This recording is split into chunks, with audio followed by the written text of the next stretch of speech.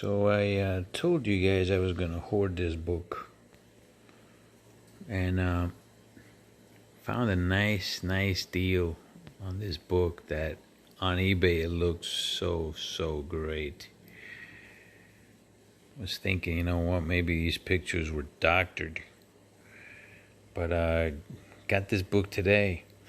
This book's the real deal. The seller put down that this book was in very fine near mint, but after a pressing and a cleaning, I think this book can be at least a near mint. It looks like it to me. Look at this spine. We're talking about a book from 1967. First solo story for the Silver Surfer. I mean, I was so happy with it. See all that cardboard that's right there? He packaged it with all that cardboard. It was so good, so good.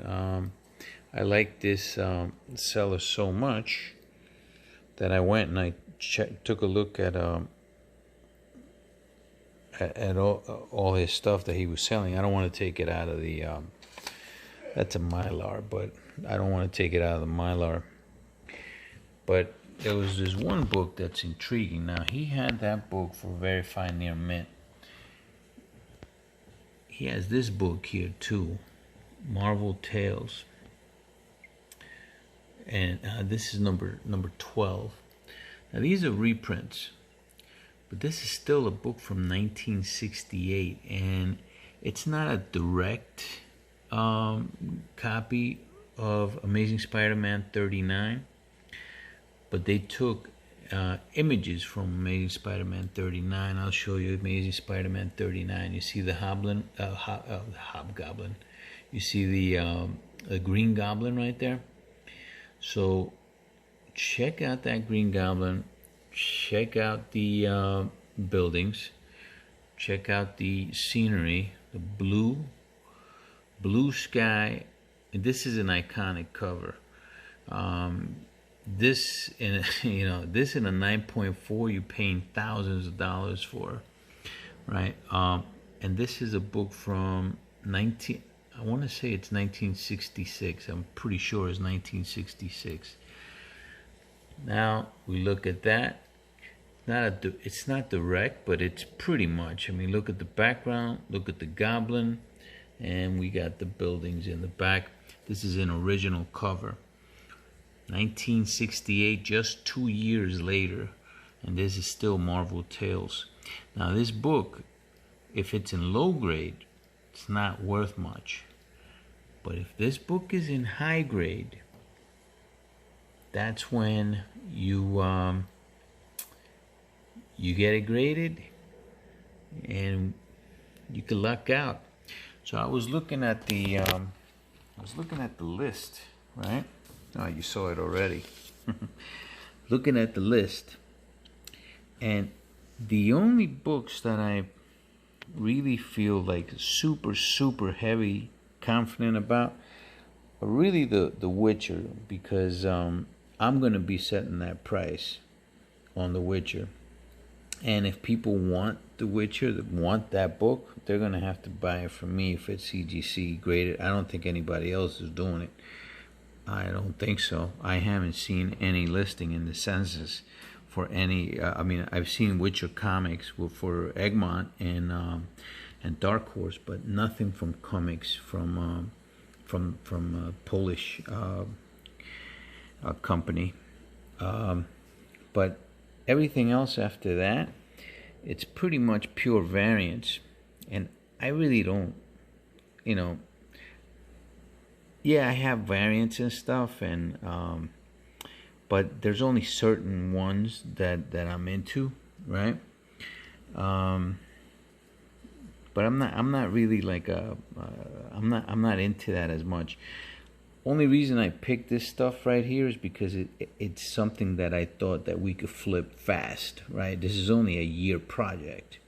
keep in mind. So this is just something that I thought maybe could be flipped like really fast, and we can at least make, I mean, the truth is I want to make at least 100% profit on everything that you see here. But it's not going to be realistic. I know we're going to have losses, and I know that some of the profits are not going to be that much. Like the return on investment are probably not going to be 100%. But I'm pretty confident that we're going to have some stuff that's going to be over 100%. I'm pretty confident on that. Again, I don't want to look like a dunce here, but I don't want to keep just picking variants. So I decided to go with something Silver Age for it. Now I've been looking at other stuff, like better stuff, right? But people are bidding like super high prices. I don't want you guys to do any projects like the one that I'm doing right now. This is not the way you should be doing things. Yeah, I'm doing it like this, yes. But this is not the way you should do it. The truth is, it's better when you hold the comic in your hand, and it's better when you have actual keys that you know what they're worth, right? We don't know what this is really going to be worth. You're seeing what people are paying for it right now, but these are pre-sales. This book is, I've seen what this book is worth. There's people paying top dollar for this book. Witcher books, the comics, ungraded, right? But I think the percentages of people that know about this book are super low, and I think it's because of the way that they're getting listed on eBay.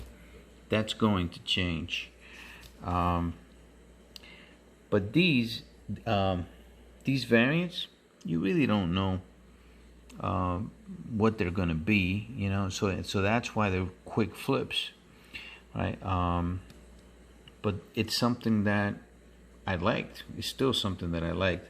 Now this Marvel Tales 12, the only way that this won't work out is if it's restored, or if it's not, if it comes back, like say at an 8, right? That's really the only way.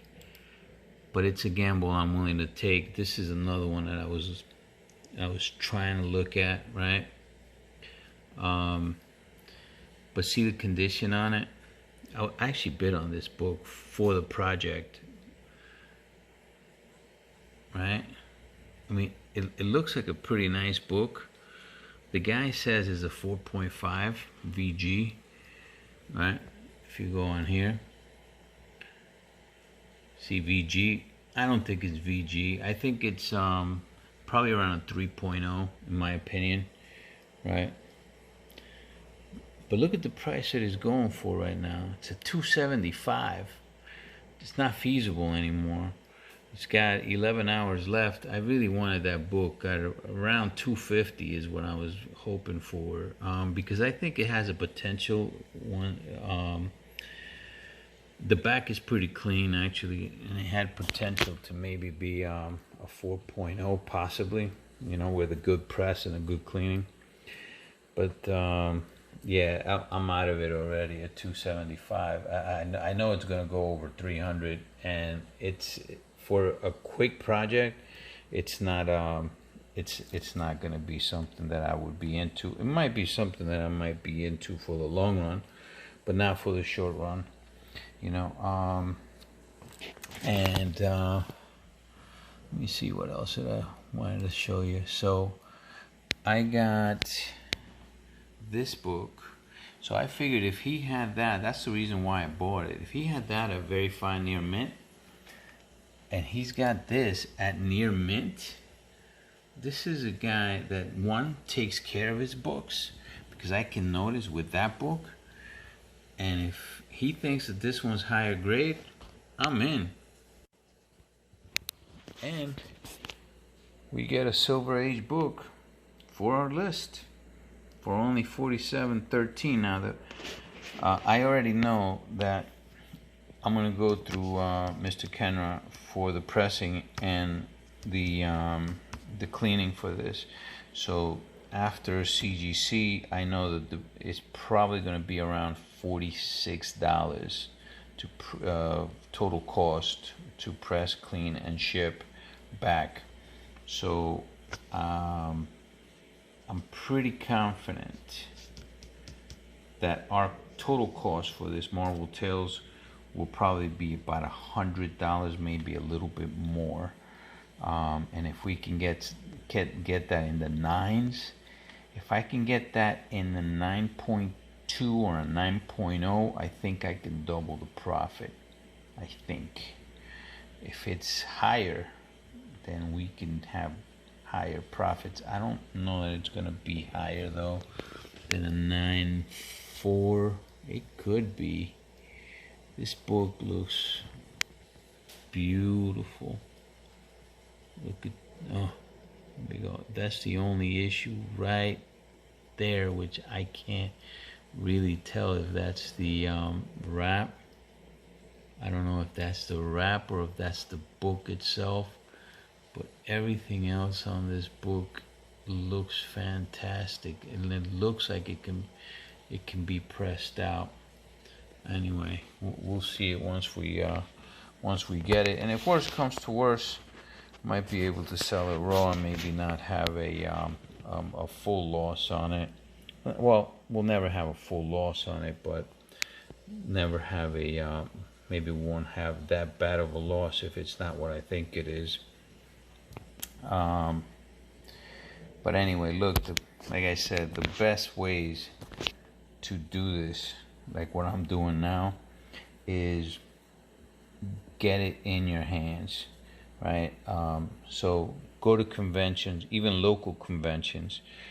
Go to comic shops. Like right now, it's kind of hard to do that, especially with the way that I'm working and stuff. There's no conventions that you can go to. I used to go to big conventions, you know, and I even fly out to conventions at times. But it's better if you hold the book in your hand, and you could see the book, and then you could bid accordingly, and you can drive people's prices down, because they'll work with you. You know, you get to a convention, they'll work with you, especially at the, you know, towards the end of the day, they'll work with you, because they don't want to bring those books home. They brought them there so they can sell them and stuff.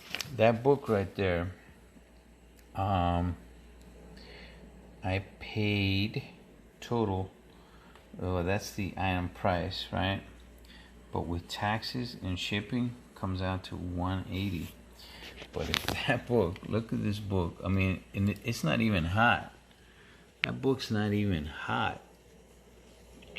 If that book comes back, and now I'm gonna add to that 180. I'm gonna add around 46, right? If that book comes back at a this is Go Collect, by the way. Which this is what I don't like about Go Collect. Like, you see how it's $250 March of 2020, but look at the sales on this book. It's $355, $220, $266. I guess they're taking, you know, but from 2020, the one sale is $355. This one's from 2019. That price should be much higher than $250. Look at a 9.4. If it comes back at a 9.4, $395 for 2020, $250. There's one that sold for $250. There's even $425 over here. That book can come back even higher than 9.4, I think.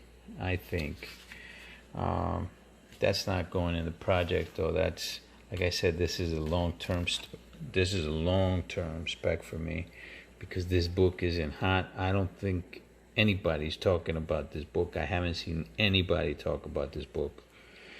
But this is a long-term spec. If this book gets hot, those prices, forget about it. Forget about it. Another thing you should be interested in here too. So this is the Fantastic Four 48. See what that says? Economy, pressing, restoration, removal, and screening. This is how much it's going to cost total. $150.80 to get that out of restoration.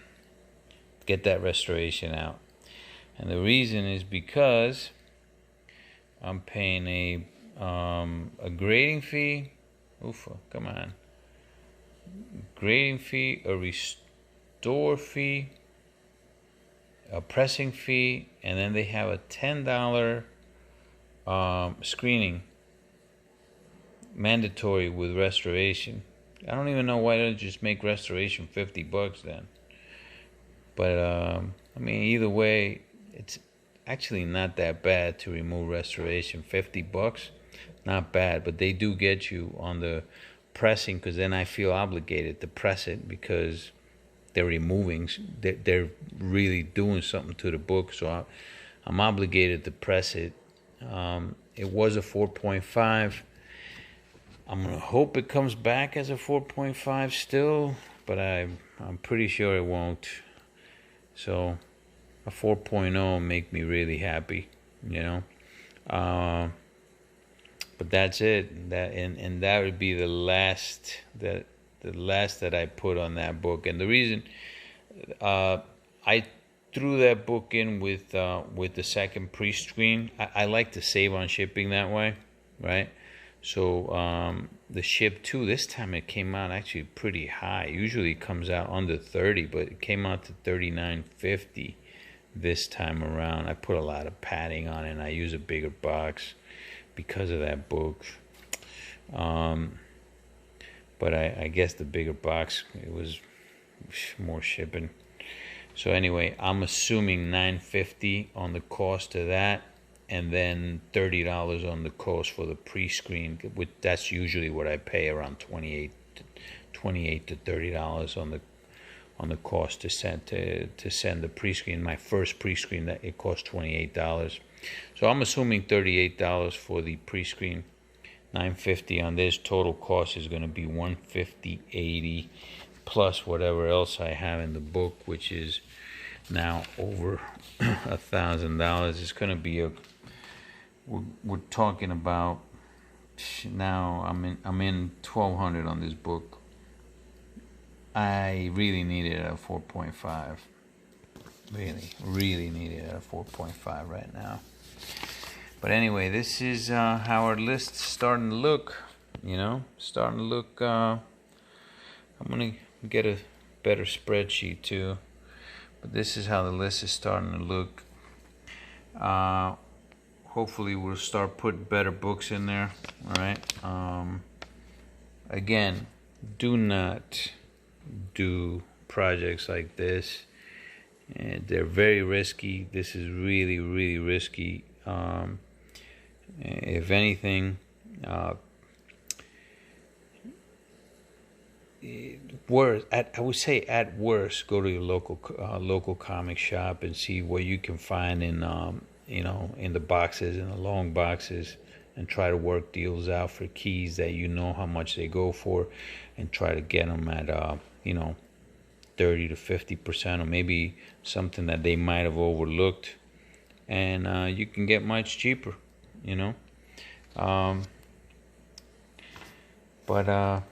yeah, that's the book for today, guys. That's the book for today.